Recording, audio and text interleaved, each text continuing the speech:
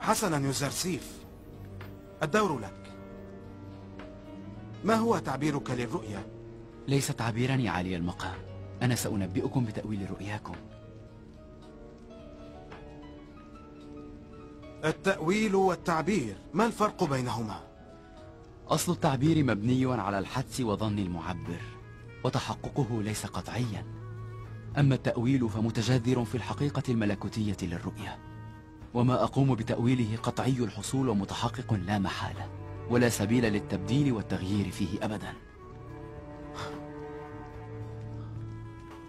أن لك كل هذه الثقة يوزرسيف، فأنت شديد الثقة بتأويلك. ذلك من عند الله ربي، ولا أقول شيئا من عند نفسي، بل ربي هو الذي أتاني علم التأويل. ما تقوله أنت ادعاء فارغ، والطريق طويل قبل أن تثبت حقيقته. ما تزعمه أنت وربك دونه حجب الترديد والإبهام. إن سمحتم لي من فضلكم فسوف أزيل حجاب الترديد هذا، وسوف أقوم بتبيان حقيقة الرؤية، وسوف أثبت لكم قدرة ربي. إن لم يكن مانع لدى جناب الخماه فلنتعاون في تفسير هذه الرؤية. لقد قال معبركم للتو إن البقرة في أساطير مصر كانت تفسر على أنها سنة، أليس صحيحا؟ أجل، لا نشكك في هذا. هل توافقون معي أن منام البقرات ومنام السنابل متشابهان وحقيقتهما واحدة؟ يظهر أنها كذلك. أليست السنابل الخضر الملأ بالقمح علامة على وفور الحصاد، والسنابل الصفراء اليابسة علامة على القحط؟ لا يخطر ببالي تفسير آخر. والحال هذه، ألا يمكن لنا أن نقول في النتيجة إن مصر قادمة على 7 سنوات من وفرة المحصول و7 سنوات من القحط والجفاف والجوع؟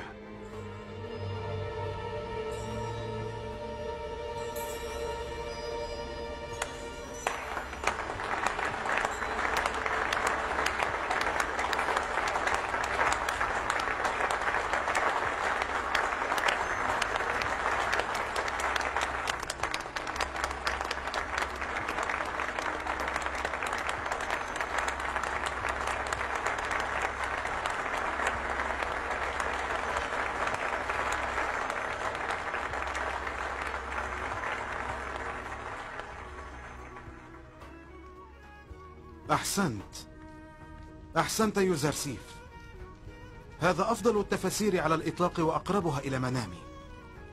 هذا تعبير صحيح ودقيق. أنا أجل وأحترم يوزرسيف.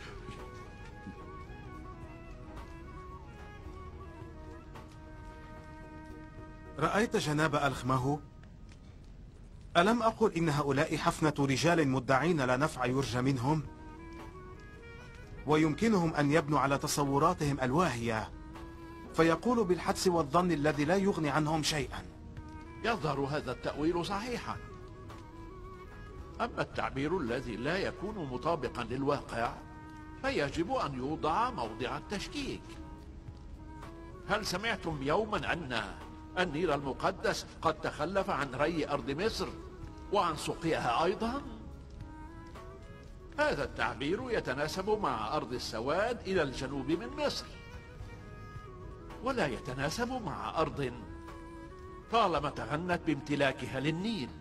لكننا سمعنا من أسلافنا أن النيل قد جف وانحسرت مياهه عدة مرات سابقا، إلى حد أن الطيور لم تعد تجد ما تروي به ظمأها.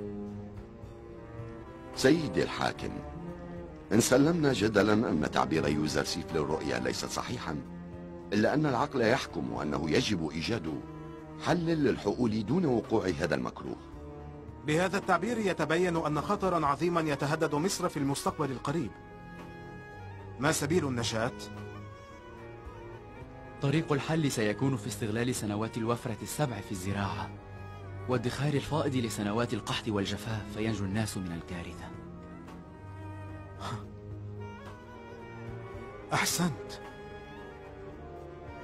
أحسنت يا يوزرسيف الحكيم، اقتراحك للحل صحيح ومثالي كتعبيرك. تقصدون أن 14 سنة من عمر المملكة سوف تكون مرهونة برؤية؟ وهل تقترحون حلا أفضل من هذا؟ إن افترضتم أن هذا الخطر محتمل، أفلا ينبغي أن نبذل جهدنا لتدارك هذا الاحتمال؟ بلى، لكن يجب الأخذ بعين الاعتبار أن 14 سنة من عمر المملكة أكثر قيمة من أن تهدر في سبيل رؤية، وأن يتم صرف رأس مال الدولة في التحضير لمواجهة خطر واهن قد لا يتحقق.